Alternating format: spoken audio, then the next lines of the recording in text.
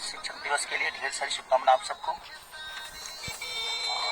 जितने भी हमारे गुरु हैं जिन्होंने भी हमें सिखाया है, हम 2 शब्द भी जिनसे सीखे हैं, सबको इंडस्ट्री से लेकर, अपने गांव से लेकर, पूरे समाज से लेकर पूरे हिंदुस्तान की बात कर रहा हूँ कि ऐसा ही प्यार आशीर्वाद हमेशा रखिए। और अपने भाई मनीष कश्यप जी, आपसे ज़्यादा खुश रहता हूँ मैं, हमेशा खुश रहता हूँ। इसका रीज़न ये है कि हमेशा बिहार के लोगों के लिए, अपने समाज के लिए, बिहार की उन्नति के लिए हमेशा आपकी लड़ाई जारी रहती है। रोजगार बेस पे हो, या किसी बेटी की बात हो, या किसी बेटा की बात हो, शिक्षक की बात हो, या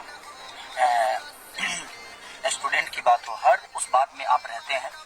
और ये आपका ऊर्जा हमेशा बरकरार रहे। मेरी शुभकामना अपने मनीष भाई के साथ है कि ऐसे भाई हमेशा हर गांव में एक पैदा हो जो अपने बिहार की उन्नति के लिए लड़ाई लड़े। Thank you so much.